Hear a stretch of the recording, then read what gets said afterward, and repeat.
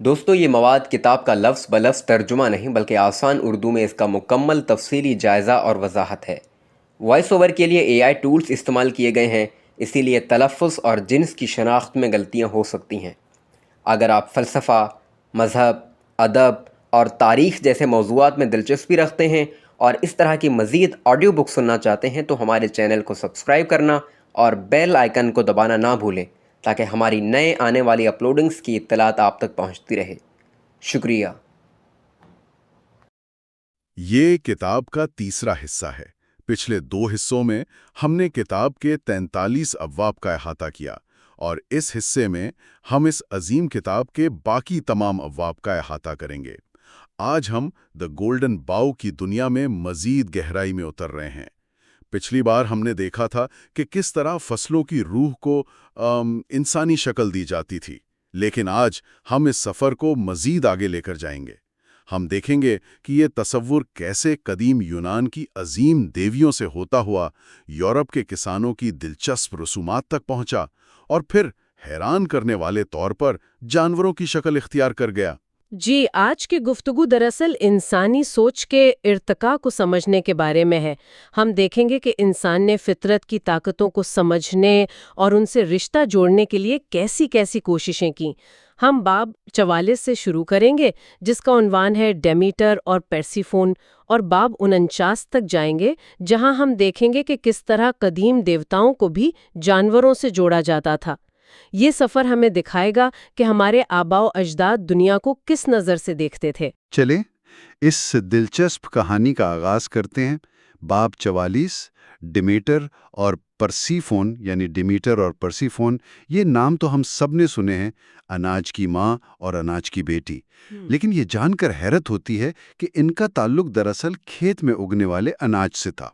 تو میرا سوال یہ ہے کہ اکثر پرانی کہانیوں میں ایک ہی کردار ہوتا ہے، یا ماں یا بیٹی، تو قدیم یونانیوں کے پاس یہ 2 الگ دیویاں کیوں تھیں؟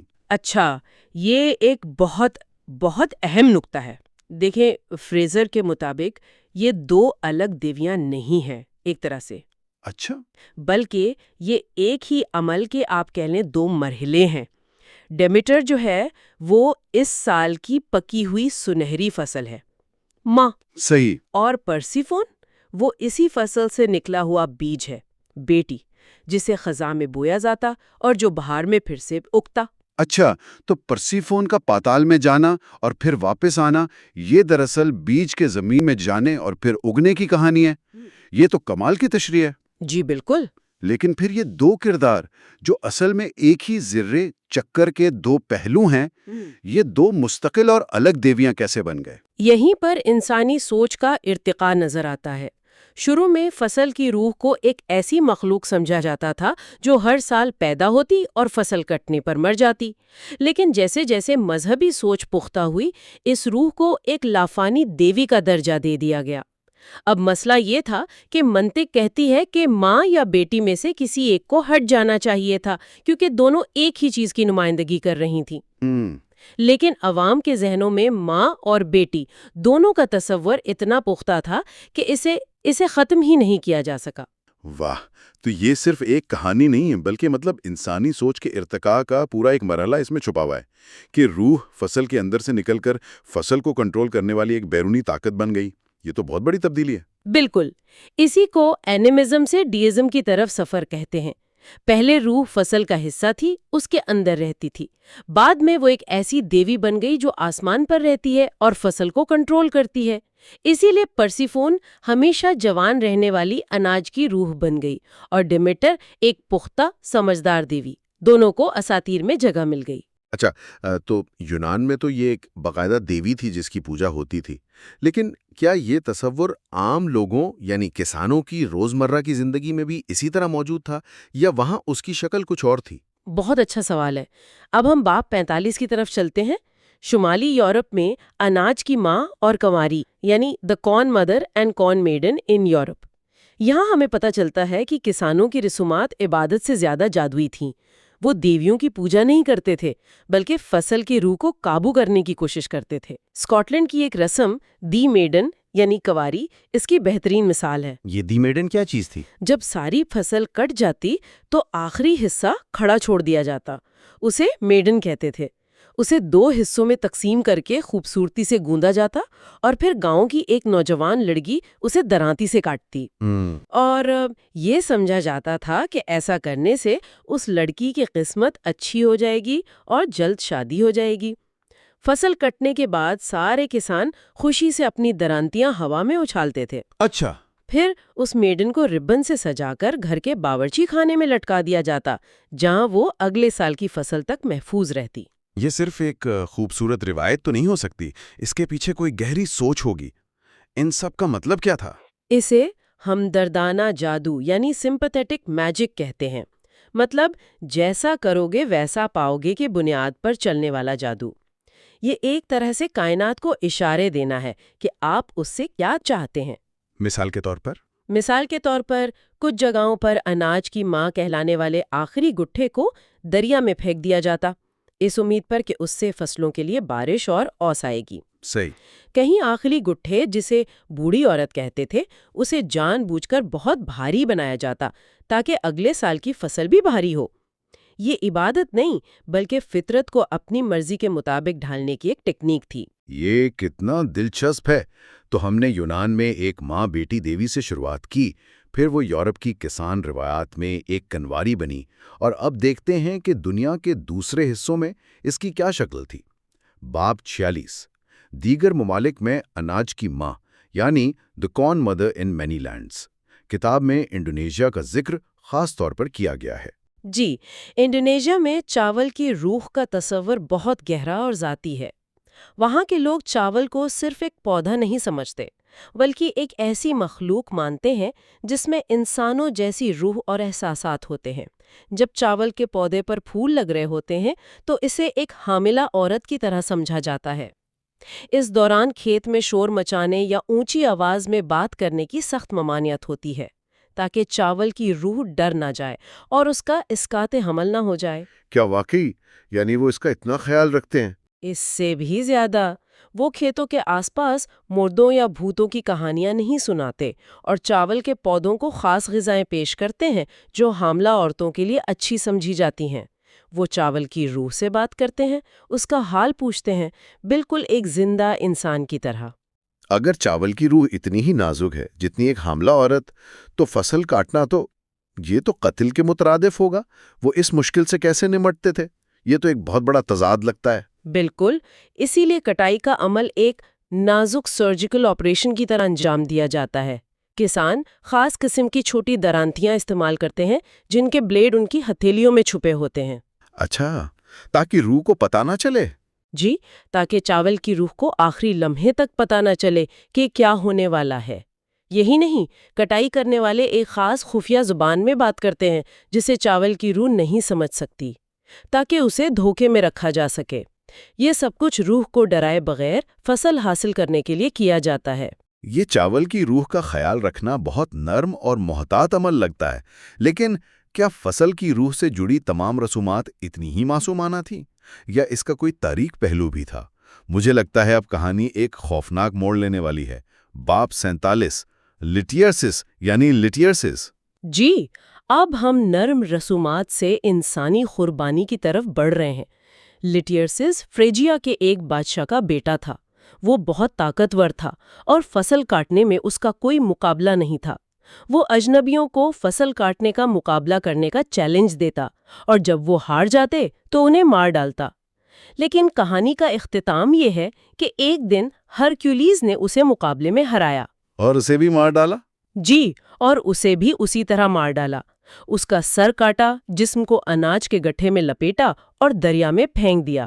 لیکن یہ بات ہضم کرنا مشکل ہے کہ ایک معاشرہ صرف اچھی فصل کے لیے اپنے بادشاہ یا شہزادے کو مار ڈالے۔ وہ تو خود ایک شہزادہ تھا، اسے کیوں مارا گیا؟ کیا یہ محض ایک کہانی نہیں ہو سکتی جسے بعد میں غلط معنی پہنا دیے گئے ہوں؟ آپ کا شک بجا ہے، لیکن اس کے پیچھے ایک قدیم اور بے رحمانہ منطق چھپی ہے۔ اس کا تعلق الوہی بادشاہ کے قتل کی رسم سے ہے۔ الوہی بادشاہ؟ پرانے وقتوں میں بادشاہ صرف حکمران نہیں بلکہ قبیلے کی زندگی اور زرخیزی کی زندہ علامت تھا۔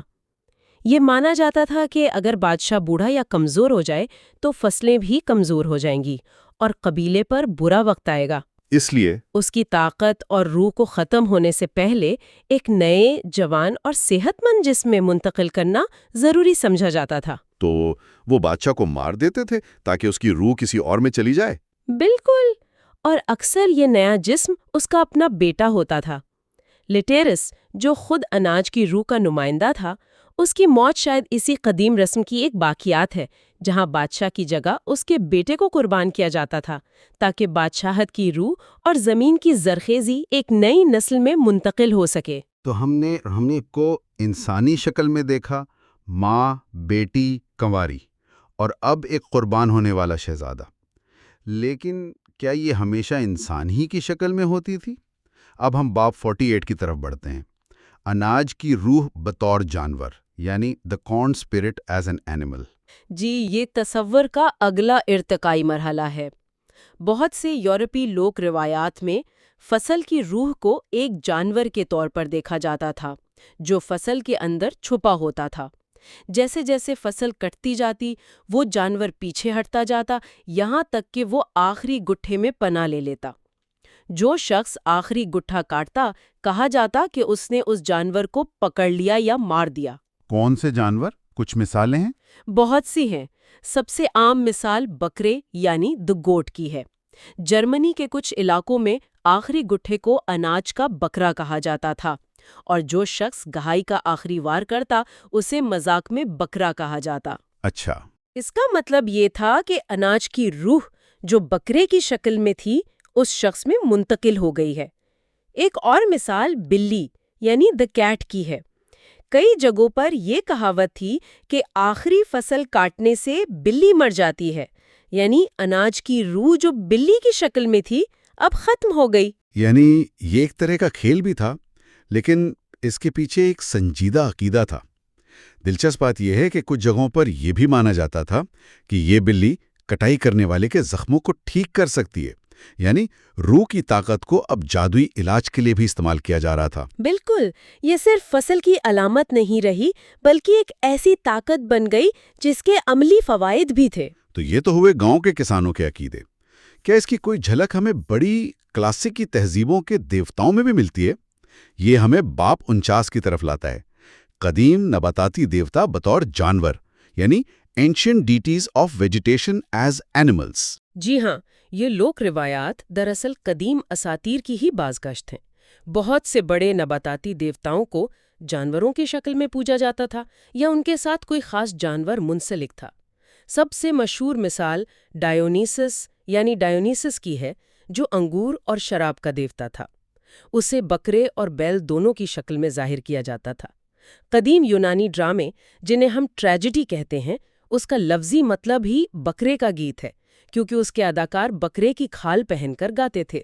اور ڈیمیٹر جس سے ہم نے شروع کیا تھا، اس کا کیا تعلق تھا؟ ڈیمیٹر کے لیے سور مقدس تھا۔ ایتھنز میں تھیسموفوریا نامے ایک تہوار میں عورتیں سور، کیک اور پائن کی شاخیں مقدس غاروں میں پھینکتی تھیں۔ کچھ عرصے بعد ان چیزوں کے گلے سڑے باقیات نکالے جاتے اور انہیں بیج کے ساتھ ملا کر کھیتوں میں بویا جاتا تھا۔ یہ واضح طور پر ہمدردانہ جادو تھا، جہاں سور کی قربانی اور اس کی زرخیزی کی طاقت کو زمین میں منتقل کیا جا رہا تھا تاکہ فصل اچھی ہو۔ اور کتاب میں ایڈونیس، ایٹس اور اوسیرس کا بھی ذکر ہے۔ ان کے ساتھ بھی سور منسلک ہے۔ بالکل، ایڈونس یعنی ایڈونس کو ایک جنگلی سور نے مارا تھا اور اس کے پجاری سور کا گوشت نہیں کھاتے تھے۔ ایٹس کے ساتھ بھی یہی ہوا اور اس کے پیروکار بھی سور سے پرہیز کرتے تھے۔ اور مصر کے عظیم دیوتا اوسائرس کو جس شیطانی روح ٹائفون نے مارا تھا، کہا جاتا ہے کہ وہ ایک کالا سور تھا۔ مصری لوگ سور کو ناپاک سمجھتے تھے، لیکن سال میں ایک بار چاند اور اوسائرس کے لیے اس کی قربانی ضرور دیتے تھے۔ یہاں ایک دلچسپ بات یہ ہے کہ ان تمام کہانیوں میں جو جانور دیوتا کو مارتا ہے وہ اکثر خود اسی دیوتا کی ایک شکل سمجھا جاتا ہے۔ یہی سب سے گہرا نکتہ ہے۔ ایسا لگتا ہے کہ یہ دیوتا کی خود اپنی قربانی کی کہانی ہے۔ دیوتا اپنے ہی ایک روپ کے ہاتھوں مارا جاتا ہے تاکہ وہ دوبارہ جی اٹھے، بالکل اسی طرح جیسے فصل کا بیج زمین میں مرتا ہے تاکہ ایک نئے پودے کی شکل میں دوبارہ زندگی پا سکے۔ آج ہم نے فصل کی روح کے تصور کو کئی شکلیں بدلتے دیکھا۔ یونان کی ماں بیٹی دیویوں سے لے کر یورپی کسانوں کی کنواری اور بوڑھی عورت تک، انڈونیشیا کی حاملہ روح سے لے کر فریجیا کے قربان ہونے والے شہزادے تک، اور پھر ہم نے دیکھا کہ یہی روح جانوروں کی شکل میں ظاہر ہوئی، اور آخر میں وہی جانور بڑے بڑے دیوتاؤں جیسے ڈایونائسس اور اوسیرس کی علامت بن گئے۔ جی، اور یہ پورا سفر ایک بہت بڑا اور دلچسپ سوال چھوڑ جاتا ہے۔ جب ہم فطرت کی کسی روح کو ایک عظیم انسان نما دیوتا بنا دیتے ہیں تو کیا ہم اصل میں اس سے قریب آتے ہیں یا اس سے دور ہو جاتے ہیں؟ کیا وہ زندہ سانس لیتی ہوئی روح جو کبھی فصل کے اندر بستی تھی وہ محض ایک تجریدی علامت بن کر نہیں رہ جاتی؟ یہ ایک ایسی سوچ ہے جس پر غور کیا جا سکتا ہے۔ تو آج ہم بات کرنے والے ہیں جیمز فریزر کی مشہور کتاب دی گولڈن باؤ۔ جی، ایک ایسی کتاب جو جادو، مذہب اور قدیم انسانی نفسیات کی تہوں کو کھولتی ہے۔ بالکل، اور آج ہم اس کتاب کی دنیا میں ایک گہرا غوطہ لگائیں گے۔ ہم خاص طور پر باب 50 سے 55 تک کا سفر کریں گے، صحیح۔ اور کوشش کریں گے سمجھنے کی کہ قدیم انسان اپنے اور اس کائنات کے تعلق کو کیسے دیکھتا تھا۔ اور یہ سفر بہت دلچسپ ہے کیونکہ یہ شروع ہوتا ہے ایک بہت ہی ذاتی، بہت ہی جسمانی تعلق سے، یعنی اپنے دیوتا کو کھانے سے۔ واو! اور پھر ہم دیکھیں گے کہ یہ تصور کیسے پھیلتا ہے جانوروں تک، اور پھر گناہوں اور بیماریوں جیسی غیر مادی چیزوں تک بھی۔ صحیح، تو چلیں اس منطق کو سمجھنے کی کوشش کرتے ہیں۔ شروعات کرتے ہیں باب 50 سے، چیپٹر 50، ایٹنگ دا گاڈ، یعنی دیوتا کو کھانا۔ جی، عنوان ہی ذہن کو جھنجھوڑ دیتا ہے، دیوتا کو کھانا۔ فریزر اس کی وضاحت کے لیے ہمیں قدیم میکسیکو لے جاتے ہیں۔ جی، جہاں ایسٹک تہذیب تھی، وہ سورج کی پوجا کرتے تھے۔ اور وہ سورج کو کیا کہتے تھے؟ ایپال نوہو ہونیا، جس کا مطلب ہے وہ جس کے ذریعے ہم زندہ ہیں۔ اچھا، لیکن یہاں سب سے دلچسپ نقطہ یہ ہے کہ ان کا ماننا تھا کہ یہ تعلق دو طرفہ تھا۔ دو طرفہ کیسے؟ مطلب جس طرح انسان سورج کے بغیر زندہ نہیں رہ سکتا، اسی طرح ان کے خیال میں سورج بھی انسانوں کی مدد کے بغیر زندہ نہیں رہ سکتا تھا۔ اچھا، اسے اپنی توانائی برقرار رکھنے کے لیے خوراک کی ضرورت تھی۔ اور وہ خوراک کیا تھی؟ انسانی دل۔ وہ ان کے نزدیک دل زندگی اور توانائی کا مرکز تھا، تو وہ سورج کو زندہ رکھنے کے لیے، اسے متحرک رکھنے کے لیے انسانوں اور جانوروں کے تازہ دھڑکتے ہوئے دل پیش کرتے تھے۔ تو یہ کوئی علامتی قربانی نہیں تھی؟ نہیں، بالکل نہیں۔ وہ یہ سمجھتے تھے کہ یہ سورج کے لیے ایک حقیقی جسمانی خوراک ہے جو اسے روزانہ آسمان کا سفر کرنے کی طاقت دیتی ہے۔ تو یہ عبادت سے زیادہ ایک طرح کی کائناتی انجینئرنگ تھی۔ بالکل، آپ اسے ایسا ہی کہہ سکتی ہیں۔ یہ ایک جادوئی عمل تھا، مقصد دیوتا کو خوش کرنا نہیں بلکہ کائنات کے نظام کو چلائے رکھنا تھا۔ یعنی اگر قربانیاں رک گئیں تو سورج ٹھنڈا پڑ جائے گا۔ جی، اور دنیا ختم ہو جائے گی۔ اور اسی عقیدے کی وجہ سے وہ اپنے پڑوسی قبیلوں سے مسلسل جنگیں کرتے رہتے تھے تاکہ قربانی کے لیے قیدی ملتے رہیں۔ بالکل، لیکن فریزر ایک اور طریقے کا بھی ذکر کرتے ہیں۔ اچھا، جو اتنا خونی نہ ہو۔ جی، اور وہ طریقہ مقدس روٹی کا تھا۔ ایزٹیک لوگ اپنے ایک دیوتا ہوئتزیلوپوشٹلے کا آٹے سے ایک مجسمہ بناتے تھے، اور پھر ایک بہت ہی مقدس رسم کے بعد اس مجسمے کو توڑ کر پجاری اور قبیلے کے تمام لوگ کھاتے تھے۔ ان کا ماننا تھا کہ اس عمل سے دیوتا کا جسم ان کے جسم کا حصہ بن جاتا ہے۔ یہ تو عیسائیت کے تصور سے بہت ملتا جلتا ہے۔ ہاں، یہ عیسائیت کے ٹرانسبسٹینشیشن کے تصور سے بہت ملتا جلتا ہے۔ کتنا حیران کن ہے کہ دو بالکل مختلف تہذیبیں ہزاروں میل اور سالوں کے فاصلے پر ایک ہی جیسے نتیجے پر پہنچے ہیں۔ جی، کہ خدا سے جڑنے کا سب سے گہرا طریقہ اسے اپنے جسم کا حصہ بنانا ہے۔ صحیح، تو اگر آپ خدا کو کھا کر اس کی طاقت حاصل کر سکتے ہیں تو پھر کیا کسی جانور کو کھا کر اس کی خصوصیات بھی حاصل کی جا سکتی ہیں؟ آپ نے بالکل صحیح نقطہ پکڑا، اور یہی ہمارے اگلے باب کا موضوع ہے۔ Chapter 51، homeopathic magic of a flash diet, यानी गोश्त खाने का होम्योपैथिक जादू। जी, ये उसी मंतिक को आगे बढ़ाता है। ये हमदर्दाना जादू के असूल पर मबनी है कि जैसा है वैसा ही असर पैदा करेगा। यानी किसी जानवर का गोश्त खाने से उसकी खुसूसियात खाने वाले में मुंतकिल हो जाएंगी। बिल्कुल। और फ्रेजर ने दुनिया भर से इसकी मिसालें इकट्ठी की हैं। चीन और कोरिया में लोग शेर का गोश्त खाते थे ताकि वो शेर की तरह बहादुर हो जाएं। जी, निडर और बहादुर हो जाएं। स्कैंडिनेविया की कदीम कहानियों में एक हीरो भेड़िए का दिल कच्चा खाकर गैर मामूली दिलेर हो जाता है, वाह! जबकि एक दूसरा किरदार रीछ का दिल खाकर और इसका खून पीकर 2 इंसानों के बराबर ताकत हासिल कर लेता है। क्या इसका उल्ट भी होता था? मतलब क्या लोग कुछ जानवरों को खाने से बचते भी थे जी बिल्कुल, ताकि उनकी कोई बुरी आदत ना जाए? बिल्कुल वही बात। जैसे मराकश में लोग मुर्गी का दिल नहीं खाते थे। अच्छा, हाँ, वो डरते थे कि कहीं वो मुर्गी की तरह बुज़दिल ना हो जाएं। ये तो कमाल है। इसी तरह अगर वस्ती एशिया में किसी तुर्क बच्चे को बोलना सीखने में देर होती तो उसे कुछ खास किस्म के चहचहाने वाले परिंदों की ज़बानें खिलाई जाती थीं। इस उम्मीद पर कि परिंदे की ये खूबी बच्चे में मुंतकिल हो जाएगी। जी, उनके लिए you are what you eat सिर्फ एक कहावत नहीं थी, बल्कि एक जादुई हकीकत थी। किताब में वस्ती अफ्रीका के इलाके दारफूर की एक मिसाल भी बहुत दिलचस्प है। जी, वहाँ के लोग जिगर को रूह का ठिकाना मानते थे। रूह का ठिकाना? हाँ, उनका अकीदा था कि किसी जानवर का जिगर खाकर वो उसकी रूह को अपनी रूह में शामिल कर लेते हैं, जिससे उनकी अपनी रूह बड़ी और ताकतवर हो जाती है। अच्छा, तो जानवर की खुसूसियात हासिल करना एक बात है, लेकिन क्या हो अगर वो जानवर खुद ही देवता हो? क्या आप अपने देवता को मार सकते हैं? यही वो सवाल है जो हमें अगले बाब की तरफ ले जाता है। Chapter 52, killing the divine animal, मुकद्दस जानवर का कत्ल।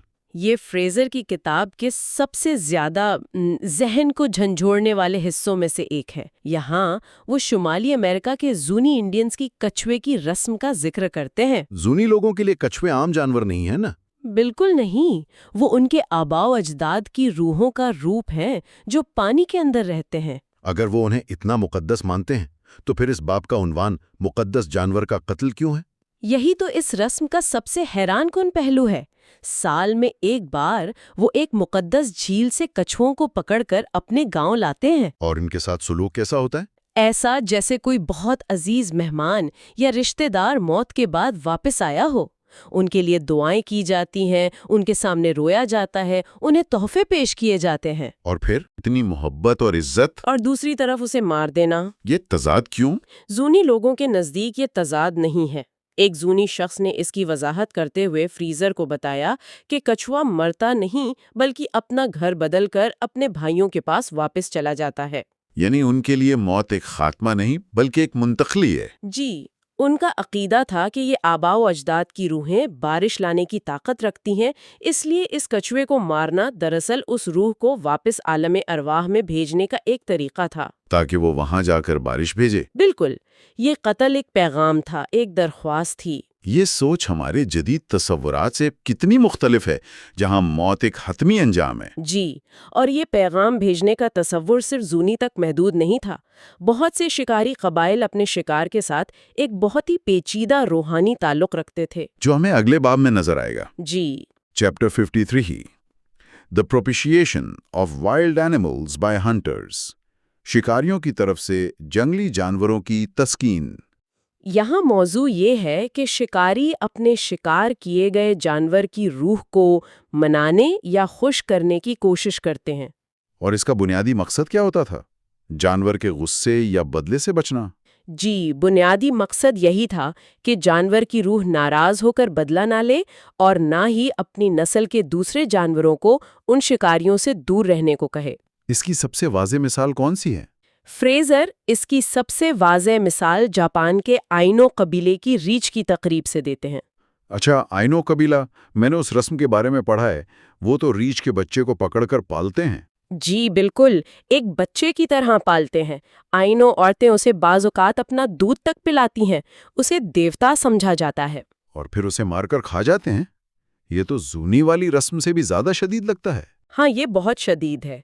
جب وہ ریچھ بڑا ہو جاتا ہے تو ایک بہت بڑے تہوار میں اسے بڑی عزت و احترام کے ساتھ مار دیا جاتا ہے۔ پھر پورا قبیلہ اس کا گوشت کھاتا ہے اور خون پیتا ہے۔ لیکن کیوں؟ اگر وہ ریچھ کو دیوتا مانتے ہیں تو یہ تو توہین آمیز نہیں؟ آئینوں کے نقطۂ نظر سے نہیں، وہ مانتے تھے کہ ریچھ ایک طاقتور دیوتا کا روپ دھار کر ان سے ملنے زمین پر آیا ہے۔ اسے مار کر وہ دراصل اس کی روح کو آزاد کر رہے ہیں، تاکہ وہ واپس آسمان پر اپنے باپ یعنی بڑے دیوتا کے پاس جا سکے۔ بالکل، اور وہاں جا کر بتائے کہ آئینوں لوگوں نے اس کے ساتھ کتنا اچھا سلوک کیا، اسے کتنے شاندار تحفے دیے۔ یہ تو ایک طرح کی روحانی سفارت کاری لگتی ہے۔ بالکل، یہ ایک سفیر بھیجنے جیسا تھا۔ وہ ریچھ کی کھوپڑی کو سجاتے اور اس سے دعا کرتے کہ وہ بڑے دیوتا کو ان کی ضروریات کے بارے میں بتائے۔ تو ہمارے پاس دو مختلف قسم کے رویے نظر آ رہے ہیں۔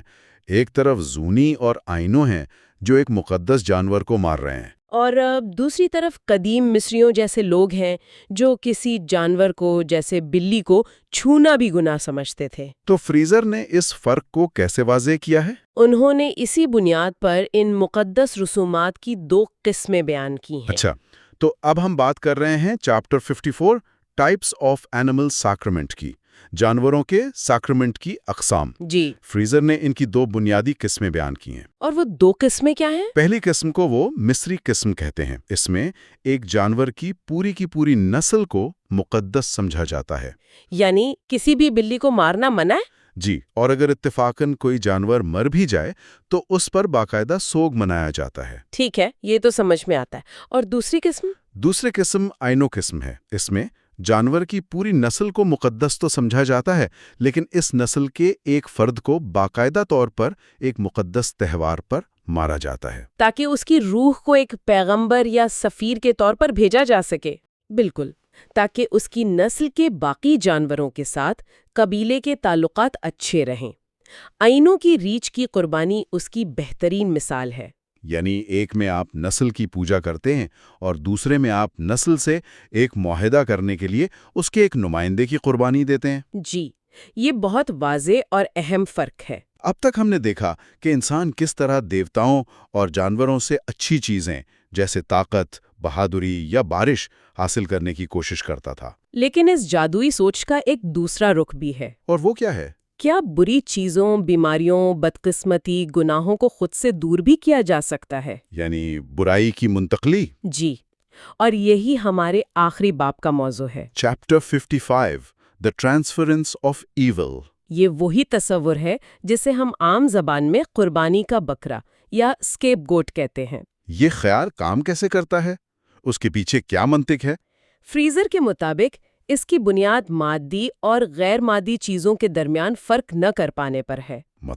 مطلب قدیم ذہن یہ سوچتا تھا کہ جس طرح لکڑی یا پتھر کا بوجھ ایک انسان سے دوسرے کی پیٹھ پر ڈالا جا سکتا ہے، اسی طرح دکھ، درد، بیماری، یہاں تک کہ گناہ جیسے غیر مادی بوجھ بھی منتقل کیے جا سکتے ہیں۔ ان کے لیے گناہ کا بوجھ بھی ایک پتھر کے بوجھ کی طرح تھا۔ جی، جسے کسی اور پر لادا جا سکتا ہے۔ اس کی مثالیں تو بہت ڈراماٹی ہوں گی۔ بالکل، نیو برطانیہ کے جزائر میں جب کوئی وبا پھیلتی تو لوگ اسے بدروحوں کا کام سمجھتے۔ تو وہ کیا کرتے تھے؟ انہیں بھگانے کے لیے وہ چاندنی رات میں اپنے کھیتوں میں جاتے، زمین پر ڈنڈے مارتے، چیختے چلاتے اور بدروحوں کو سمندر کی طرف بھاگ جانے کا حکم دیتے۔ اور کیا یہ بوجھ کسی زندہ وجود پر بھی ڈالا جاتا تھا؟ جی، اور وہی قربانی کے بکرے کا اصلی تصور ہے۔ فریزر چین کے کچھ قبائل کی مثال دیتے ہیں جہاں سال میں ایک بار ایک طاقتور شخص کو قربانی کا بکرا بنایا جاتا تھا۔ اچھا، اس کے چہرے پر رنگ لگایا جاتا اور پھر گاؤں کے تمام لوگ ڈھول بجاتے، شور مچاتے اور اسے دھکے دیتے ہوئے گاؤں کی حدود سے باہر نکال دیتے۔ یہ مانتے ہوئے کہ یہ شخص گاؤں بھر کی تمام بیماریوں اور بدقسمتیوں کو اپنے ساتھ لے گیا ہے۔ بالکل، اسے پورے 1 سال کے لیے معاشرے سے نکال دیا جاتا تھا۔ تو یہ صرف ایک علامتی عمل نہیں تھا، بلکہ ایک حقیقی سماجی عمل تھا جس کا مقصد پورے معاشرے کی روحانی اور جسمانی صفائی تھی۔ جی، پورے معاشرے کے گناہوں کا بوجھ ایک فرد یا جانور پر ڈال کر اسے باہر نکال دیا جاتا تھا تاکہ معاشرہ پاک صاف ہو کر ایک نئی شروعات کر سکے۔ آج کا یہ سفر واقعی حیران کن تھا۔ ہم نے دیکھا کہ قدیم انسان دیوتا کو کھا کر اس سے جڑنے کی کوشش کرتا تھا جانور کا گوشت کھا کر اس کی روح کا حصہ بننا چاہتا تھا۔ اور اپنی برائیوں اور بیماریوں کا بوجھ کسی اور پر ڈال کر خود کو پاک کرنا چاہتا تھا۔ یہ سب طریقے ایک غیر یقینی اور اکثر خوفناک دنیا کو سمجھنے، اس میں اپنا مقام بنانے اور اسے قابو کرنے کی کوششیں تھیں۔ اور غورطلب بات یہ ہے کہ یہ سوچ آج بھی زندہ ہے۔ بالکل، جب کوئی ٹیم میچ ہارتی ہے تو میڈیا اور عوام کسی ایک کھلاڑی کو قربانی کا بکرا بنا دیتے ہیں۔ صحیح۔ جب ہم اپنی ناکامیوں کا الزام حالات یا دوسروں پر ڈالتے ہیں تو ہم لاشعوری طور پر اپنی برائی کو منتقل ہی کر رہے ہوتے ہیں۔ شکلیں بدل گئی ہیں، زبان بدل گئی ہے۔ لیکن انسانی نفسیات کی یہ گہری ساخت جو ذمہ داری سے بچنے اور جادوئی حل تلاش کرنے کی کوشش کرتی ہے، شاید آج بھی ہمارے اندر ویسی ہی ہے۔ تو آج ہم انسانی نفسیات کے ایک بہت ہی کہہ لیں کہ عجیب سفر پر نکلیں گے۔ یہ سفر اس خیال سے شروع ہوتا ہے کہ برائی کو محض چیخ چلا کر بھگایا جا سکتا ہے، پھر یہ تصور آگے بڑھ کر کسی بے گناہ جانور یا انسان پر گناہوں کا بوجھ ڈالنے تک پہنچتا ہے، اور اس کی انتہا ایک زندہ دیوتا کو قربان کرنے کی صورت میں ہوتی ہے۔ ہم سر جیمز فریزر کی مشہور کتاب دی گولڈن باؤ کے چند ابواب کے ذریعے دیکھیں گے کہ یہ خوفناک منطق کیسے قدم بقدم آگے بڑھتی ہے۔ جی، اور یہ سمجھنے کی کوشش کریں گے کہ ان بظاہر وحشیانہ رسومات کے پیچھے قدیم انسان کی کیا سوچ کار فرما تھی۔ یہ صرف قصے کہانیاں نہیں، بلکہ یہ انسانی ذہن کے کام کرنے کے طریقے پر ایک گہری نظر ڈالتی ہے۔ بالکل، تو آئیے شروع کرتے ہیں باب 56 سے۔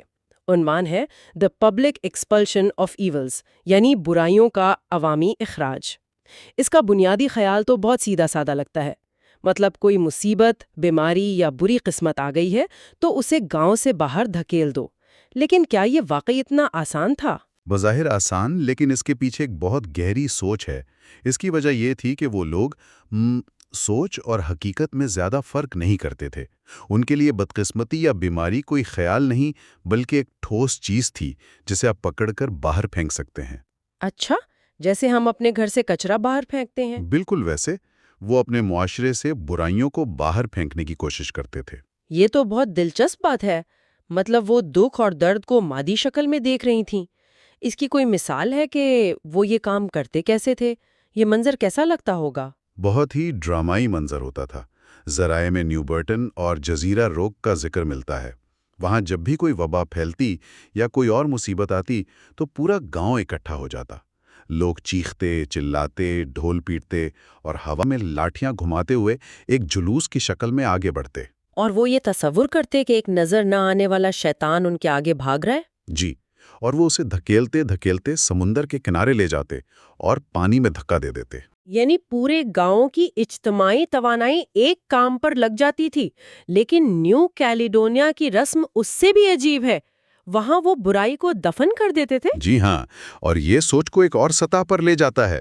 وہاں کے لوگ ایک گہرا گڑھا کھودتے، اس کے گرد جمع ہو کر شیطان کو بلند آواز میں گالیاں دیتے، کوستے اور پھر ایک ساتھ گڑھے کو مٹی سے بھر دیتے۔ ان کا ماننا تھا کہ انہوں نے برائی کی روح کو ہمیشہ کے لیے قید کر دیا ہے۔ یہ صرف بھگانا نہیں بلکہ برائی پر مکمل قابو پانے کی کوشش تھی۔ بالکل۔ ہندوستان کے کچھ قبائل میں تو اس سے بھی آگے کی بات تھی۔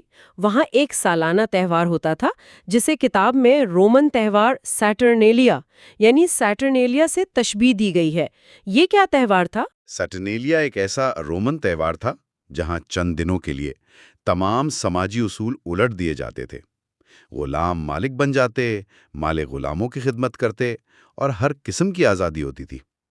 ہندوستان کے ہو اور منڈاری قبائل میں بھی ایسا ہی تہوار ہوتا تھا۔ سال میں ایک بار تمام سماجی بندھن ٹوٹ جاتے، لوگ ایک دوسرے کو گالیاں دیتے، ہر قسم کی اخلاقی پابندیوں سے آزاد ہو جاتے۔ لیکن اس کا مقصد کیا تھا؟ یہ تو معاشرے میں افراتفری پھیلانے والی بات ہے۔ اس کا مقصد ایک طرح کا اجتماعی کیتھارسس تھا، یعنی پورے معاشرے کا ایک ساتھ اپنے اندر کا غبار نکالنا۔ سال بھر کے دبے ہوئے غصے، نفرتیں اور برائیاں اس ایک تہوار میں باہر نکل جاتی، تاکہ اس کے بعد پورا معاشرہ پاک صاف ہو کر نئے سرے سے سماجی اصولوں پر عمل کر سکے۔ اچھا، ایک پریشر کوکر کا سیفٹی والو کھولنے جیسا۔ بالکل وہی۔ ٹھیک ہے، تو برائی کو دھکیل کر گاؤں سے باہر نکال دینا ایک بات ہے، لیکن کیا قدیم ذہن اس سے بھی ایک قدم آگے گیا؟ کیا ایسا بھی ہوتا تھا کہ اس برائی کو کسی ٹھوس چیز میں پیک کر کے بھیجا جائے؟ بالکل، اور یہیں سے بات اور زیادہ گہری اور خطرناک ہوتی جاتی ہے۔ اب ہم آتے ہیں باب 57 پر، پبلک اسکیپ کوٹس یعنی عوامی قربانی کے بکرے۔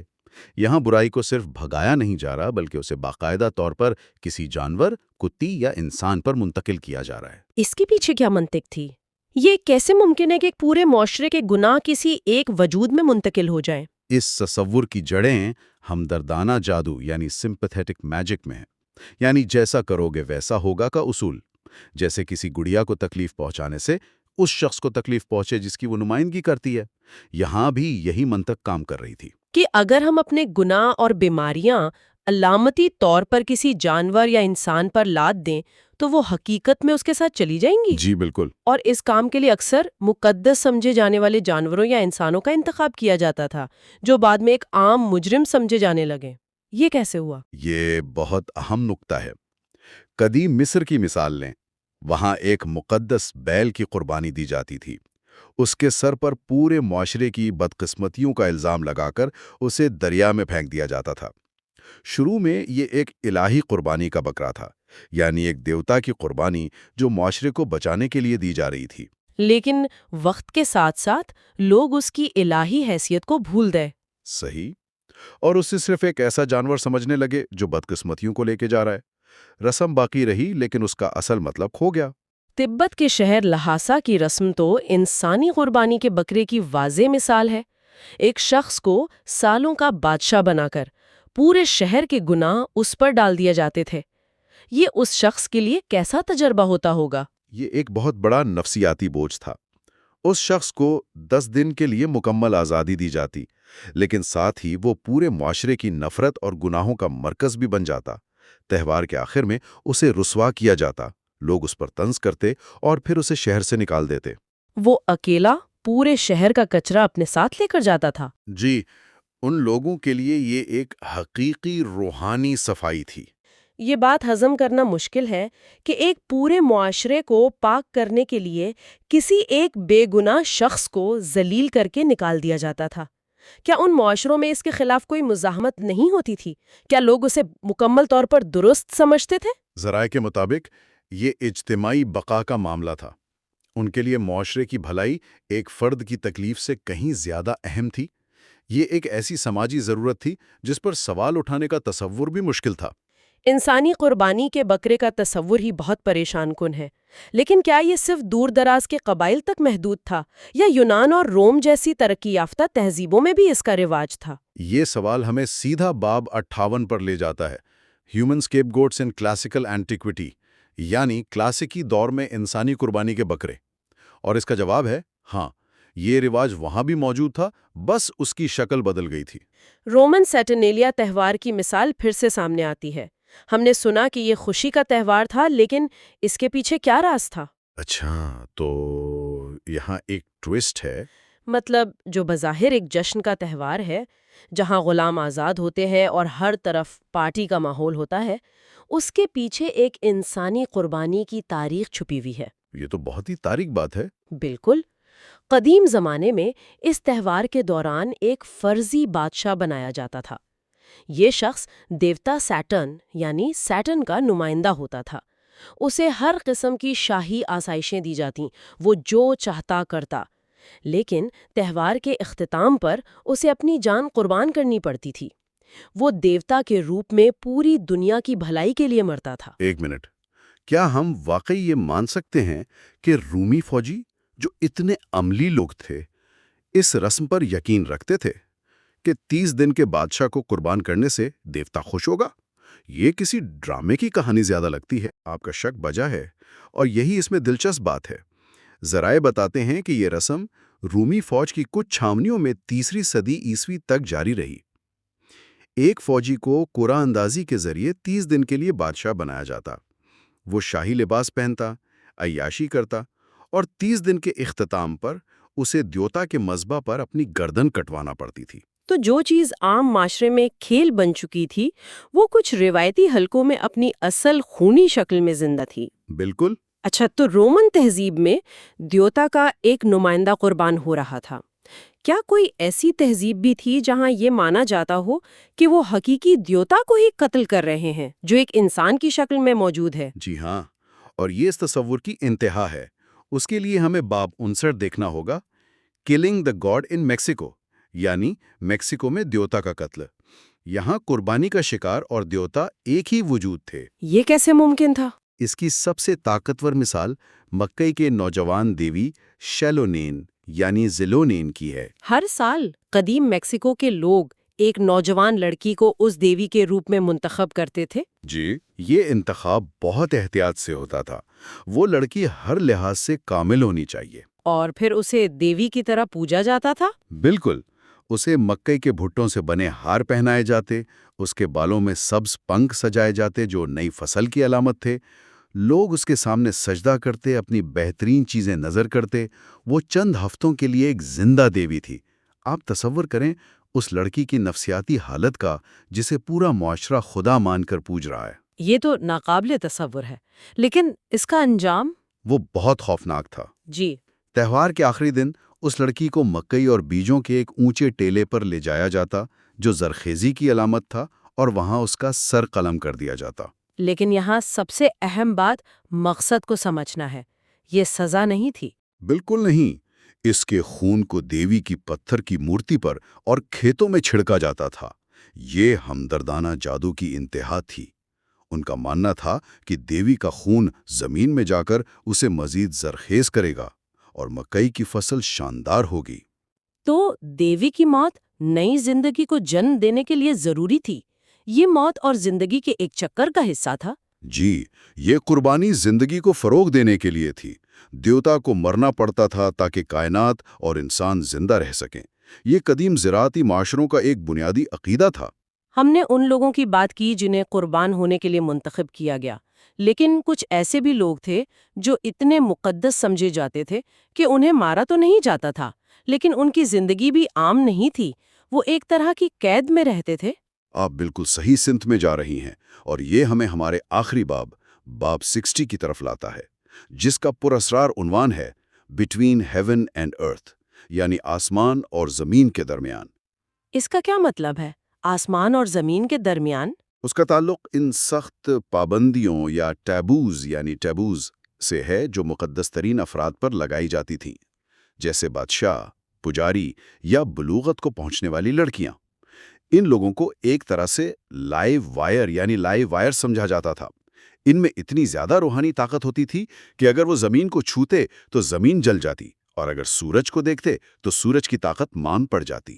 تو انہیں دنیا سے الگ تھلگ یا انسولیٹ کر کے رکھا جاتا تھا تاکہ کوئی بڑا نقصان نہ ہو. یہ کیسے کیا جاتا تھا؟ 2 بنیادی اصول تھے. پہلا، انہیں زمین کو چھونے کی اجازت نہیں تھی. انہیں یا تو ہر وقت اٹھا کر لے جایا جاتا یا وہ قالینوں پر چلتے تھے. دوسرا، انہیں سورج کو دیکھنے کی اجازت نہیں تھی. تو انہیں گویا آسمان اور زمین کے درمیان معلق کر دیا جاتا تھا تاکہ ان کی خطرناک طاقت کائنات کا توازن خراب نہ کرے. بالکل. اس کی کوئی حقیقی مثالیں ہیں؟ یہ تو بالکل کہانی لگتی ہے. یہ حقیقت تھی. افریقہ میں کئی بادشاہ تھے جنہیں زندگی بھر اپنے محل یا ایک خاص کرسی تک محدود رکھا جاتا تھا. لیکن سب سے زیادہ چونکا دینے والی مثال جزیرہ نیو ایرلینڈ کی ہے. وہاں جب کوئی لڑکی بلوغت کی عمر کو پہنچتی تو اسے 4 یا 5 سال کے لیے ایک اندھیرے پنجرے میں بند کر دیا جاتا تھا جو زمین سے اونچا ہوتا تھا. کئی سال تک. یہ تو ناقابل تصور ہے. یہ صرف ایک رسم نہیں، یہ تو سراسر ظلم لگتا ہے. اس سے اس لڑکی کی ذہنی حالت پر کیا اثر پڑتا ہوگا؟ بالکل. الاسکا کے قدیم باشندے بھی اپنی لڑکیوں کو بلوغت کے آغاز پر 1 سال کے لیے ایک تاریک جھونپڑی میں قید رکھتے تھے. لیکن ان معاشروں کی نظر میں یہ ظلم نہیں تھا. یہ اس لڑکی کی حفاظت اور معاشرے کی حفاظت کے لیے ایک لازمی اقدام تھا. وہ مانتے تھے کہ بلوغت کے وقت لڑکی میں جو روحانی طاقت آتی ہے وہ اتنی شدید ہوتی ہے کہ اگر اسے قابو نہ کیا جائے تو وہ سب کچھ تباہ کر سکتی ہے. جی، اور یہ ظاہر کرتا ہے کہ قدیم انسان کے لیے مقدس اور خطرناک میں کوئی خاص فرق نہیں تھا. جو چیز بہت طاقتور ہے وہ فائدہ بھی دے سکتی ہے اور نقصان بھی. ان تمام ابواب کا جائزہ لینے کے بعد ایک بات تو واضح ہے کہ یہ تمام عجیب اور بعض اوقات خوفناک رسومات بے معنی نہیں تھیں۔ ان کے پیچھے ایک منطق تھی، ایک عالمی نظریہ تھا۔ بالکل، یہ سب کائنات کی افراتفری میں ایک نظام پیدا کرنے کی کوششیں تھیں۔ یہ قدیم انسان کی اپنی دنیا کو سمجھنے اور اس پر قابو پانے کی جدوجہد کی عکاسی کرتی ہیں۔ چاہے وہ نظر نہ آنے والی برائی کو گاؤں سے بھگانا ہو، اپنے گناہوں کا بوجھ کسی بکرے پر ڈالنا ہو، فصلوں کی خاطر کسی دیوتا کو قتل کرنا ہو، یا کائنات کو بچانے کے لیے کسی مقدس شخص کو قید کرنا ہو۔ یہ سب ایک بنیادی انسانی خواہش کی طرف اشارہ کرتا ہے، اپنے ماحول پر کنٹرول حاصل کرنا۔ جی، اور یہ ہمیں سوچنے پر مجبور کرتا ہے، آج کے جدید سائنسی دور میں بھی کیا ہم ان بنیادی نفسیاتی نمونوں سے پوری طرح آزاد ہو گئے ہیں؟ جب معاشرے میں کوئی بحران آتا ہے تو کیا ہم آج بھی اجتماعی ناکامیوں کے لیے کسی کو قربانی کا بکرا نہیں بناتے؟ شاید طریقے بدل گئے ہیں، ٹیکنالوجی آ گئی ہے، لیکن وہ بنیادی انسانی نفسیات جو افراتفری سے گھبراتی ہے اور نظم چاہتی ہے، وہ آج بھی کہیں نہ کہیں ویسی ہی ہے۔ خوش آمدید۔ آج ہم ایک ایسے معمے کو حل کرنے کی کوشش کریں گے جس کی جڑیں قدیم یورپ کے جنگلوں اور اساطیر میں بہت گہری ہیں۔ یہ معمہ 3 حصوں پر مشتمل ہے۔ ایک دیوتا کی عجیب موت، پورے براعظم میں جلائی جانے والی پراسرار آگ، اور ان دونوں کے درمیان ایک پوشیدہ تعلق۔ اس سفر میں ہماری رہنمائی کے لیے سر جیمز فریزر کی مشہور کتاب دی گولڈن باؤ ہے۔ جی بالکل۔ اور ہم خاص طور پر اس کے باب 61 سے 65 کو دیکھیں گے، ہے نا؟ جی، مقصد یہی دیکھنا ہے کہ فریزر ان سب چیزوں کو جو اتنی الگ لگتی ہیں انہیں وہ جوڑتا کیسے؟ تو چلیں اس معمے کے پہلے حصے سے شروع کرتے ہیں۔ باب 61، بولڈر کا افسانہ، چیپٹر 61، دا myth آف بالڈا۔ تو یہ کہانی کیا ہے اور یہ بولڈر کون تھا؟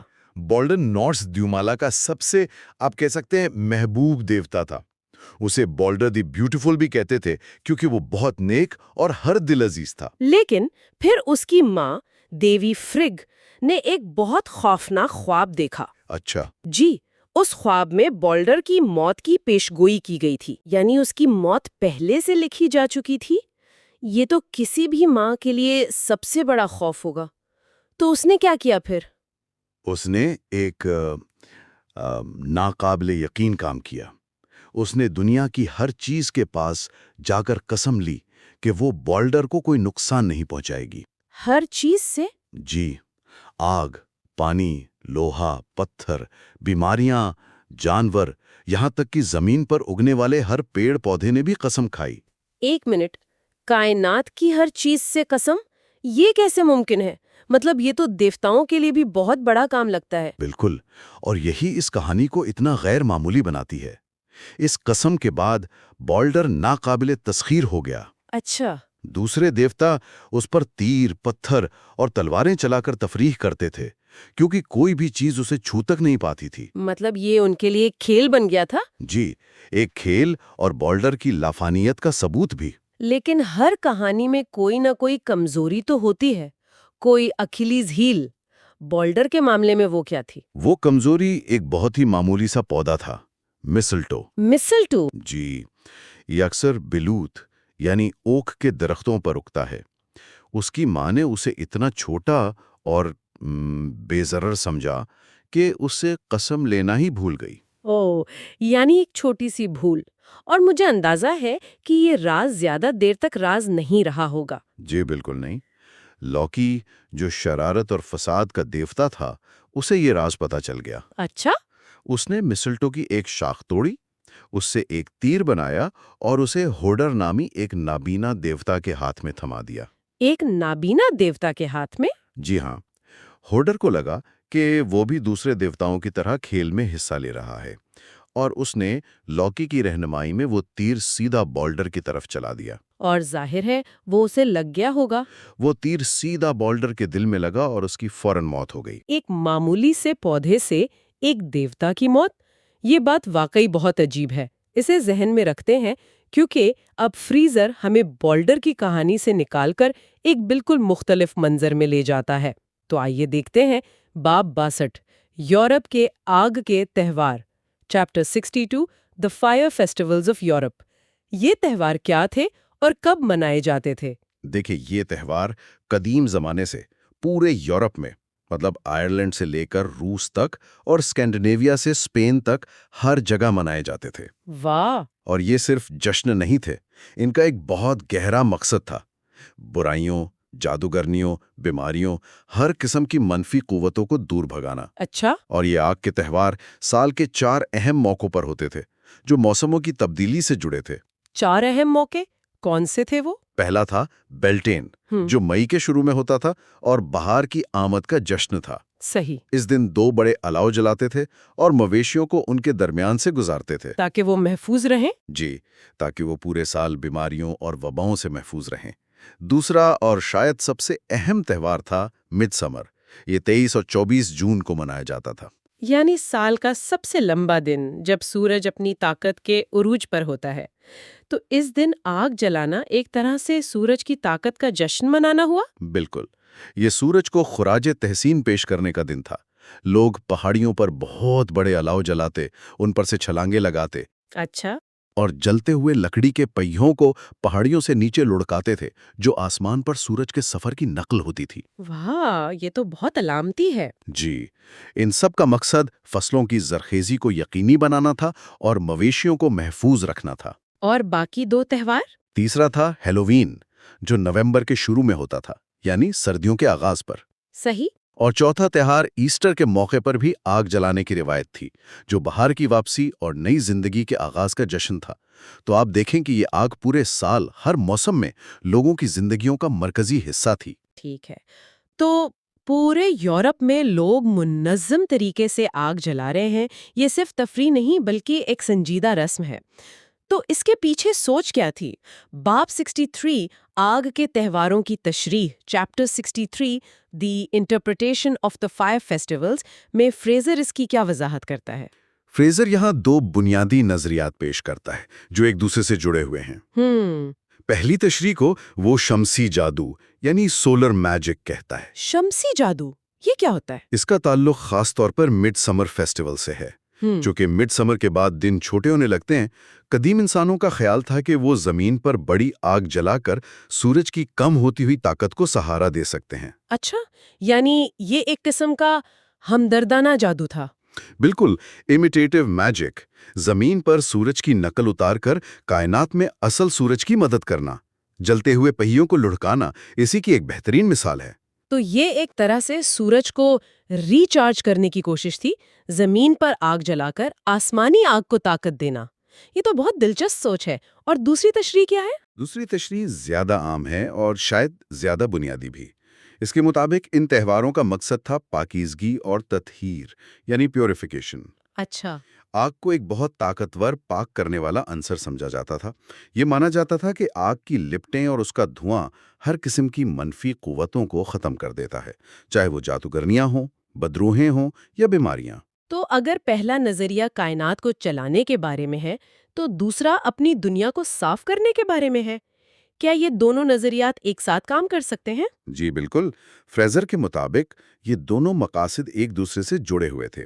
اس کی ایک بہترین مثال نیڈ فائر ہے۔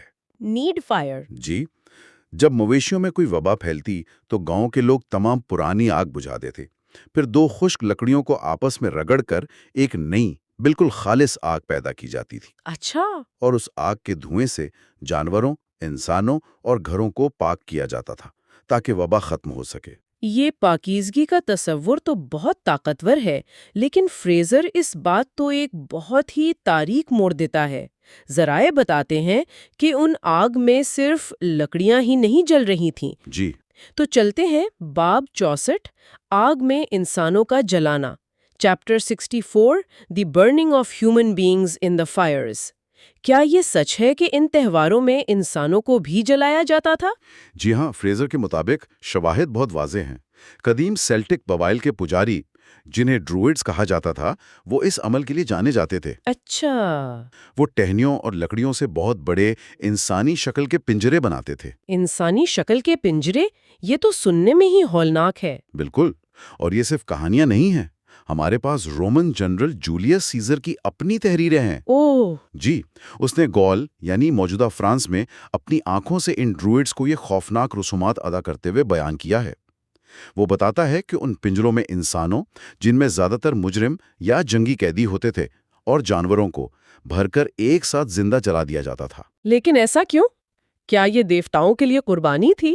یہی پر فریزر ایک بہت اہم نقطہ اٹھاتا ہے۔ اس کا نظریہ یہ ہے کہ یہ روایتی معنوں میں قربانی نہیں تھی۔ اچھا، جن لوگوں کو جلایا جاتا تھا انہیں دیوتاؤں کو خوش کرنے کے لیے نہیں بلکہ معاشرے کے لیے خطرہ سمجھ کر سزا دی جاتی تھی۔ انہیں جادوگر، چڑیلیں یا بدروحوں کے قبضے میں سمجھا جاتا تھا۔ تو یہ ایک طرح کی صفائی مہم تھی، معاشرے کو نقصان پہنچانے والے عناصر کو جڑ سے اکھاڑ پھینکنا؟ بالکل، یہی مانا جاتا تھا کہ آگ میں جلانا ان کی شیطانی طاقت کو مکمل طور پر ختم کرنے کا سب سے مؤثر طریقہ ہے۔ کیوں؟ کیونکہ اس سے نہ صرف ان کا جسم بلکہ ان کی روح بھی جل کر راکھ ہو جاتی ہے۔ اسی لیے بلیوں، لومڑیوں اور سانپوں جیسے جانوروں کو بھی ان آگ میں پھینکا جاتا تھا۔ اور وہ کیوں؟ کیونکہ یہ سمجھا جاتا تھا کہ جادوگرنیاں اور بدروحیں اکثر ان جانوروں کا روپ دھار لیتی ہیں۔ ہٹلر کی موت، یورپ کی آگ اور اس آگ میں انسانوں کی قربانی، یہاں تک تو بات سمجھ آتی ہے، آگ، صفائی، جادوگر۔ لیکن فریزر ایک حیران کن چھلانگ لگاتا ہے اور ان سب کو واپس بولڈر سے جوڑ دیتا ہے۔ یہ تعلق کیسے بنتا ہے؟ یہ تو بالکل الگ دنیا لگ رہی تھی۔ اب ہم ممے کے آخری حصے پر پہنچے۔ باب 65، بولڈر اور مسلٹو۔ آگ کے تہواروں کا ایک دیوتا کی موت سے کیا لینا دینا؟ یہاں فریزر اپنا سب سے اہم اور انقلابی نظریہ پیش کرتا ہے۔ وہ کہتا ہے کہ بولڈر کوئی عام دیوتا نہیں تھا، بلکہ وہ دراصل بلوط کے درخت یعنی اوک ٹری کی روح تھا۔ بلوط کے درخت کی روح؟ جی، قدیم یورپین لوگوں کے لیے بلوط کا درخت سب سے مقدس تھا، شاید اس لیے کہ اس پر اکثر آسمانی بجلی گرتی تھی، جسے وہ آسمانی دیوتا کی علامت سمجھتے تھے۔ ٹھیک ہے، مان لیا کہ بولڈر بلوط کے درخت کی روح ہے، لیکن اس کی موت تو مسلٹو سے ہوئی تھی۔ اس کا کیا تعلق ہے؟ یہیں پر فریزر کی دلیل کا مرکزی نقطہ ہے، اور یہیں پر ہمارا معمہ حل ہوتا ہے۔ اچھا، مسلٹو، جو بالوت کے درخت پر اگنے والا ایک طفیلی پودا ہے، اس میں ایک غیر معمولی بات ہے۔ سردیوں میں جب بالوت کے اپنے تمام پتے جھڑ جاتے ہیں اور وہ ایک مردہ درخت کی طرح لگتا ہے، تب بھی مسلٹو اس کی شاخوں پر ہرا بھرا رہتا ہے۔ ایک منٹ، مجھے سمجھنے دیں۔ تو بلوط کا درخت سردیوں میں مردہ لگتا ہے، لیکن اس پر اگنے والا مسلٹو زندہ اور ہرا بھرا رہتا ہے۔ جی، تو قدیم لوگوں نے سوچا ہوگا کہ درخت کی جان یا اس کی روح سمٹ کر اس چھوٹے سے پودے میں پناہ لیتی ہے۔ بالکل، آپ نے بالکل صحیح سمجھا۔ انہوں نے مسلٹو کو بلوط کے درخت کی بیرونی روح سمجھا۔ بیرونی روح؟ جی، یہ ایک ایسا تصور ہے جو دنیا بھر کی لوک کہانیوں میں ملتا ہے، جہاں کوئی دیو یا جادوگر اپنی جان کسی انڈے یا پرندے میں چھپا دیتا ہے۔ اسے مارنے کے لیے پہلے اس چیز کو تباہ کرنا پڑتا ہے جس میں اس کی جان چھپی ہو۔ تو جب تک مسلٹو محفوظ ہے، بولڈر یعنی بلوط کا درخت بھی محفوظ ہے؟ جی ہاں، فریزر کے مطابق بولڈر کا افسانہ دراصل ایک قدیم رسم کی وضاحت ہے۔ وہ کہتا ہے کہ قدیم یورپ میں مڈ سمر کے تہوار میں مقدس بلوط کی درخت کی لکڑی جلانے کی رسم تھی۔ یعنی بولڈر کو مارنے کی رسم؟ علامتی طور پر جی، لیکن درخت کو جلانے یا کاٹنے سے پہلے اس کی جان یعنی مسلٹو کو توڑنا ضروری تھا۔ اگر مسلٹو کو نہ توڑا جاتا تو یہ سمجھا جاتا کہ بلوط کا درخت ناقابل تسخیر ہے، بالکل بولڈر کی طرح۔ تو لوکی کا بولڈر کو مسلٹو سے مارنا کوئی اتفاقی کہانی نہیں، یہ دراصل ایک علامتی نسخہ ہے کہ مقدس بلوط کے درخت کو کیسے مارا جا سکتا ہے۔ یہی فریزر کا نظریہ ہے۔ بولڈر کی موت کا افسانہ اسی رسم کی عکاسی کرتا ہے۔ جب تک مسلٹو کو نظر انداز کیا گیا وہ محفوظ تھا، لیکن جیسے ہی مسلٹو کو توڑا اور استعمال کیا گیا اس کی موت یقینی ہو گئی۔ مڈ سمر کی آگ میں جلنے والی بلوط کی لکڑی دراصل بولڈر دیوتا کی علامتی موت تھی۔ تو فریزر نے اس ممے کو حل کر دیا۔ بولڈر کا افسانہ، یورپ کے آگ کے تہوار اور یہاں تک کہ ان میں انسانوں کو جلانے کی رسومات، یہ سب بلوط کے درخت کی روح اور اس کی بیرونی جان یعنی مسلٹو کے قدیم عقیدے کے ذریعے آپس میں جڑے ہوئے ہیں۔ یہ تمام رسومات یہ کی خیال کے گرد گھومتی ہیں، فطرت کی روح کو جو ایک دیوتا کی شکل میں موجود ہے علامتی طور پر مارنا اور پھر اسے دوبارہ زندہ کرنا تاکہ فطرت کا چکر اور زندگی کا بہاؤ جاری رہے۔ اور یہ بات ہمیں سوچنے پر مجبور کرتی ہے کہ ہماری بہت سی جدید اور بظاہر معصوم نظر آنے والی روایات کی جڑیں کتنی گہری اور قدیم ہیں۔ صحیح۔ آج جب لوگ کرسمس پر مسلٹو کے نیچے کھڑے ہوتے ہیں تو وہ نادانستہ طور پر ایک ایسی رسم میں حصہ لے رہے ہوتے ہیں جس کی جڑیں ایک دیوتا کو مارنے کے عمل میں ہیں۔ ہماری بہت سی معصوم روایات کے پیچھے ایسی ہی گہری اور بھولی بسری کہانیاں چھپی ہوئی ہیں جو کبھی کائنات کو چلانے کی سنجیدہ کوششیں تھیں۔ آج ہم سر جیمز فریزر کی شہرائیں آفاق کتاب دی گولڈن باؤ کے بالکل آخری حصے کا جائزہ لے رہی ہیں۔ یہ وہ مقام ہے جہاں تمام کڑیاں آپس میں ملتی ہیں۔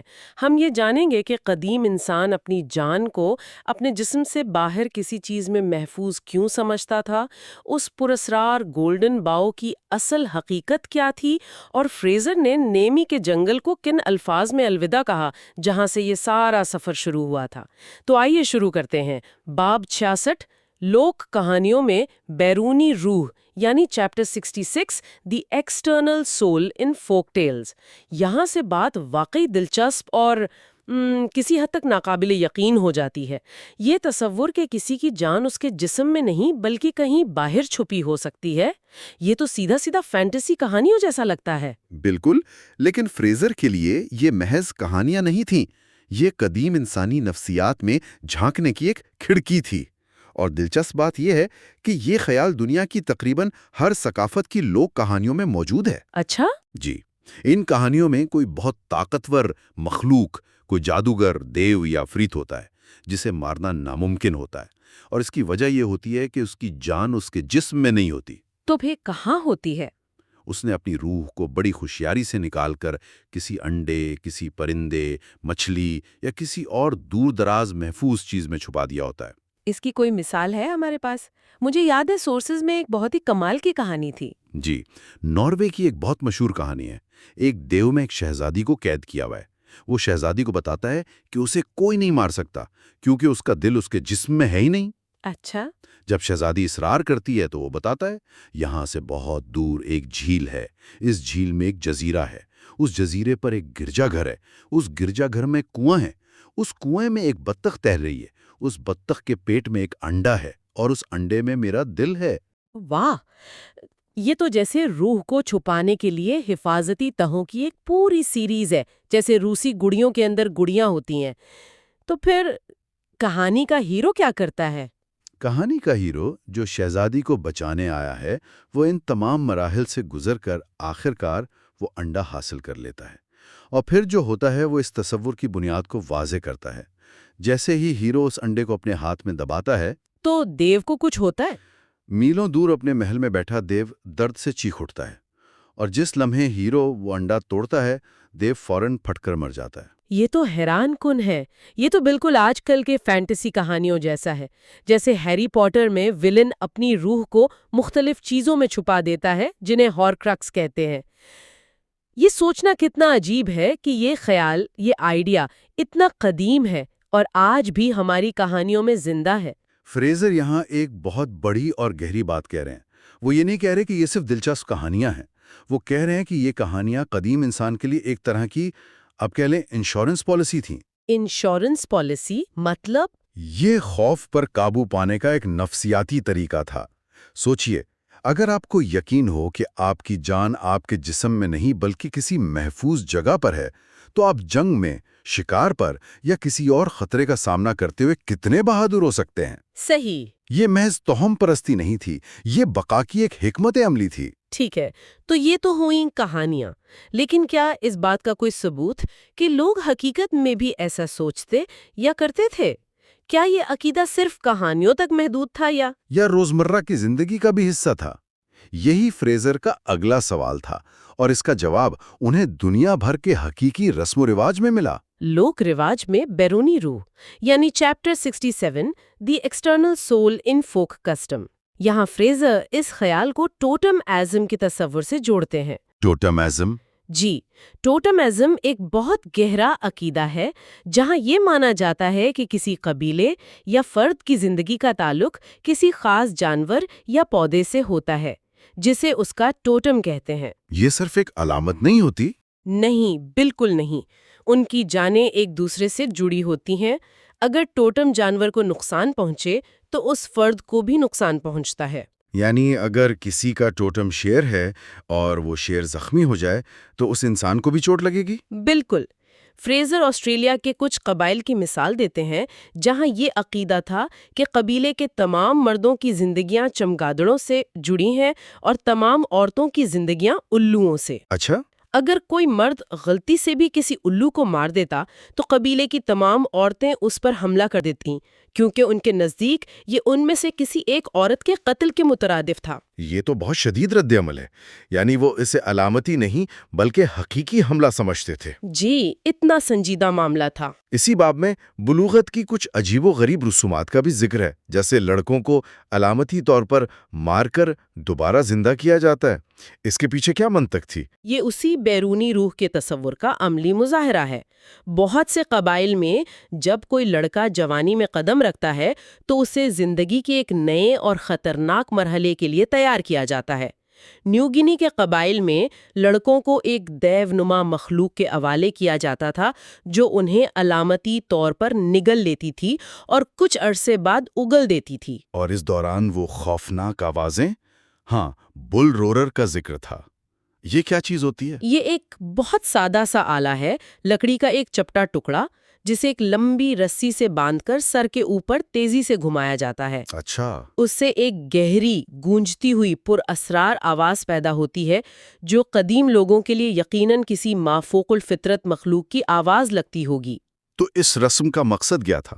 مقصد یہ تھا کہ لڑکے کی کمزور روح کو اس کے جسم سے نکال کر اس کے قبیلے کے طاقتور ٹوٹم میں، مطلب کسی عقاب یا مگرمچھ میں منتقل کر دیا جائے تاکہ وہ محفوظ رہے۔ اور جب وہ دوبارہ زندہ ہوتا تو وہ ایک نیا مضبوط اور محفوظ انسان ہوتا۔ تو یہ محض توہمات نہیں تھے، بلکہ ان کا ایک گہرا نفسیاتی اور سماجی مقصد تھا، زندگی کے ایک نازک مرحلے پر نوجوانوں کو تحفظ کا احساس دلانا۔ اچھا، تو یہ خیال کہ کسی کی جان کسی جانور یا پودے میں ہو سکتی ہے، یہ بہت گہرا ہے۔ کیا اسی منطق کا کوئی تعلق نیمی کے اس درخت اور اس کی گولڈن باؤ سے بھی ہو سکتا ہے؟ بالکل۔ اب ہم اس معمے کے بالکل قریب پہنچ رہے ہیں۔ فریزر اسی قدیم عقیدے کو استعمال کر کے پہلے بولڈر دیوتا کی کہانی اور پھر نیمی کے پجاری کی گتھی سلجھاتے ہیں۔ گولڈن باؤ یعنی چیپٹر 68 دا گولڈن باؤ۔ یہاں فریزر اپنے تمام دلائل کو ایک نقطے پر جمع کرتے ہیں۔ وہ اسکاٹ لینڈ کے ایک دیوتا بولڈر کے افسانے سے شروعات کرتے ہیں۔ بولڈر۔ کہانی یہ ہے کہ بولڈر کی ماں نے دنیا کی ہر چیز، آگ، پانی، لوہا، پتھر، جانور، پودے سے قسم لی تھی کہ وہ بولڈر کو کوئی نقصان نہیں پہنچائے گی، اس لیے بولڈر لافانی ہو گیا تھا۔ اچھا، تو اسے کوئی بھی چیز نقصان نہیں پہنچا سکتی تھی؟ جی، دیوتا اس پر تیر اور پتھر پھینک کر اپنا دل بہلاتے تھے کیونکہ اسے کچھ نہیں ہوتا تھا۔ لیکن ہر ایسی کہانی میں کوئی نہ کوئی کمزوری ضرور ہوتی ہے۔ بولڈر کی کمزوری کیا تھی؟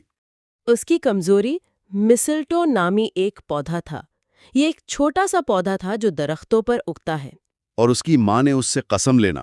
وہ بھول گئیں، انہوں نے اسے اتنا غیر اہم سمجھا، اور پھر ایک چالاک دیوتا لوکی نے مسلٹو کی ایک چھوٹی سی ٹہنی سے بولڈر کو مروا دیا۔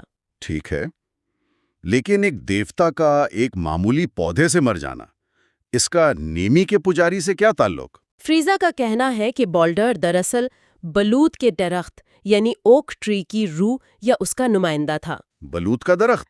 جی، قدیم یورپی اقوام کے لیے بلوط کا درخت سب سے مقدس اور طاقتور تھا، لیکن سردیوں میں بلوط کے پتے جھڑ جاتے ہیں اور وہ ایک مردہ درخت کی طرح لگتا ہے۔ صحیح، مگر اس مردہ نظر آنے والے درخت پر ایک چیز ہمیشہ ہری بھری رہتی تھی، اور وہ تھی مسلٹو۔ اچھا، قدیم انسان نے اپنی جادوئی منطق سے یہ نتیجہ اخذ کیا کہ جب پورا درخت مر جاتا ہے تو اس کی جان یا روح اس سدا بہار مسلٹو میں پناہ لے لیتی ہے، یعنی مسلٹو ہی بلوط کے درخت کی بیرونی روح ہے۔ او، تو گولڈن باؤ، وہ سنہری شاخ، وہ دراصل بلوط کے درخت پر اگنے والی مسلٹو تھی۔ بالکل۔ فریزر کے مطابق نیمی کا وہ پجاری بادشاہ جسے جنگل کا بادشاہ کہا جاتا تھا، وہ بلوط کے درخت کی روح کا انسانی اوتار تھا، مطلب اس کی جان بھی اس کے جسم میں نہیں؟ بلکہ اس مقدس درخت پر اگنے والی مسلطوں کی شاخ میں تھی۔ اور نیمی کا اصول کیا تھا کہ جو کوئی بھی پجاری کو چیلنج کرنا چاہتا ہے، اس سے پہلے اس درخت سے ایک شاخ توڑنی ہوگی۔ اور وہ شاخ یہی گولڈن باؤ یعنی مسلٹو تھی۔ جی۔ ایک منٹ، مجھے یہ سمجھنے دے، کیا فریزر یہ کہہ رہے ہیں کہ نیمی کا وہ طاقتور پجاری بادشاہ اپنی جان ایک چھوٹی سی ٹہنی میں رکھتا تھا؟ یہ بات کچھ عجیب نہیں لگتی؟ بظاہر عجیب لگتا ہے، لیکن قدیم جادوئی سوچ کی منطق یہی ہے۔ ان کے لیے مسلٹو کمزور نہیں تھی بلکہ معجزاتی تھی۔ یہ وہ واحد چیز تھی جو سردیوں کی موت پر بھی زندہ رہتی تھی جب خود طاقتور بلوط کا درخت مردہ لگتا تھا۔ صحیح، یہ زندگی کی سب سے طاقتور علامت تھی۔ بالکل۔ تو شاخ کو توڑنے کا مطلب تھا کہ چیلنجر نے پجاری کی بیرونی روح کو اس سے الگ کر دیا ہے۔ اب وہ لاپرواہ نہیں رہا، اب وہ ایک عام انسان ہے جسے لڑائی میں مارا جا سکتا ہے۔ تو نیمی کا وہ پورا پراسرار اور وحشیانہ رواج، ایک بھاگا ہوا غلام جو پچھلے پجاری کو مار کر بادشاہ بنتا ہے اور پھر خود کسی نئے چیلنجر کے ہاتھوں مارے جانے کا انتظار کرتا ہے، یہ سب دراصل بیرونی روح کے اسی قدیم عقیدے پر مبنی تھا۔ جی، جب تک اس کی روح یعنی مسلٹو درخت پر محفوظ تھی، وہ بھی محفوظ تھا۔ یہ واقعی ایک زبردست وضاحت ہے، یہ تمام بکھری ہوئی کڑیوں کو جوڑ دیتی ہے۔ اتنے بڑے سفر اور اتنی گہری تحقیق کے بعد فریزر اپنی بات کا اختتام کیسے کرتے ہیں؟ وہ بہت ہی شاعرانہ اور فلسفیانہ انداز میں کرتے ہیں۔ یہ اس کتاب کا آخری باب ہے، باب 69، نیمی کو الوداع، یعنی چیپٹر 69، فیئرویل ٹو نیمی۔ اس باب میں فریزر اپنے طویل سفر کو سمیٹتے ہیں، اور دلچسپ بات یہ ہے کہ وہ کوئی حتمی اور تکبر بھرا دعویٰ نہیں کرتے۔ وہ بہت انکساری سے کہتے ہیں کہ ان کی پیش کردہ وضاحت بہت سے ممکنہ نظریات میں سے صرف ایک ہے۔ اچھا۔ وہ اپنی تحقیق کو ایک بلند پہاڑ کی چوٹی سے دیکھے گئے منظر سے تشبیہ دیتے ہیں، جہاں کچھ وادیاں اور میدان صاف نظر آتے ہیں، لیکن بہت سے علاقے گہرے سائے میں ہیں یا دھند میں چھپے ہیں۔ تو وہ ایک کھلے سوال پر بات ختم کرتے ہیں؟ نہیں، وہ واپس وہیں آتے ہیں جہاں سے شروع کیا تھا، نیمی کی جھیل اور وہ پراسرار جنگل۔ وہ اس سخت اور منحوس شخصیت یعنی اس پجاری بادشاہ کا تصور کرتے ہیں جو ہاتھ میں ننگی تلوار لیے درخت کے نیچے پہرا دے رہا ہے۔ فریزر کہتے ہیں کہ اب یہ تصویر اتنی پراسرار نہیں رہی، اس کی وضاحت ہمیں قدیم جادو، قتل ہونے والے دیوتا کے تصور اور بیرونی روح کے عقائد کی روشنی میں مل گئی ہے۔ تو وہ کردار اب سمجھ میں آ گیا ہے۔ جی، اور پھر وہ ایک بہت ہی پراثر بات کرتے ہیں۔ اور وہ گرجے کی گھنٹی والی بات، وہ کتاب کے آخر میں ایک آواز کا ذکر کرتے ہیں۔ ہاں، یہ بہت ہی کمال کا اختتام ہے۔ فریزر کہتے ہیں کہ جب وہ اس قدیم وحشیانہ دنیا کے بارے میں سوچ رہے ہوتے ہیں تو انہیں دور سے گرجے کی گھنٹی کی آواز سنائی دیتی ہے جو آوے ماریا کی دعا کے لیے بج رہی ہے۔ وہ کہتے ہیں کہ یہ گھنٹی ایک نئے اور نرم مذہب کی آمد کی علامت ہے جس نے ان پرانے ظالمانہ اور وحشیانہ عقائد کی جگہ لے لی ہے۔ یہ صرف ایک کتاب کا اختتام نہیں بلکہ ایک پورے دور کے خاتمے کا اعلان ہے۔ یہ اس وحشی دنیا کو ایک پراسرار الوداع ہے جس کی انہوں نے اتنی گہرائی سے چھان بین کی ہے۔ تو خلاصہ یہ ہے کہ ہم نے اٹلی کے ایک جنگل کے پراسرار رواج سے سفر شروع کیا اور لاتعداد ثقافتوں کے رسم و رواج اور عقائد سے گزرے۔ ہم نے سیکھا کہ کس طرح ابتدائی انسان نے جادو کے ذریعے فطرت کو قابو کرنے کی کوشش کی، کس طرح اس سے الوہی بادشاہوں کا تصور ابھرا جنہیں موسموں اور فصلوں کا ذمہ دار سمجھا جاتا تھا، اور کیوں ان مقدس ہستیوں کو اکثر مار دیا جاتا تھا تاکہ ان کی برادری اور دنیا کی زندگی کو یقینی بنایا جا سکے۔ اور فریزر ہمیں ایک بہت اہم اور گہرے خیال کے ساتھ چھوڑ جاتے ہیں۔ وہ کہتے ہیں کہ ہماری جدید تہذیب کے نیچے وحشت کی ایک ٹھوس تہ موجود ہے۔ وحشت کی ایک ٹھوس تہ؟ جی، ہماری عقلیت، ہماری سائنس، یہ سب سوئی ہوئی زیر زمین قوتوں کے اوپر ایک پتلی سی پرت کی طرح ہے۔ یہ سوچنے پر مجبور کرتا ہے کہ آج بھی یہ قدیم جادوئی سوچ ہمارے عقائد اور ہماری رسومات پر، چاہے وہ مذہب کی شکل میں ہو، سیاست میں ہو یا جدید توہمات میں، کتنا اثر انداز ہوتی ہے۔ یہ واقعی ایک گہری اور کسی حد تک پریشان کن بات ہے۔ یعنی ہم سمجھتے ہیں کہ ہم بہت منطقی اور جدید ہو گئے ہیں، لیکن شاید ہمارے اندر کا قدیم انسان ابھی بھی کہیں چھپا بیٹھا ہے، موقع کا انتظار کر رہا ہے۔ شاید، اور فریزر کی کتاب ہمیں اسی چھپے ہوئے انسان کو سمجھنے میں مدد دیتی ہے۔ ہم آپ کے لیے ایسی ہی مزید عظیم آڈیو بکس لاتے رہیں گے۔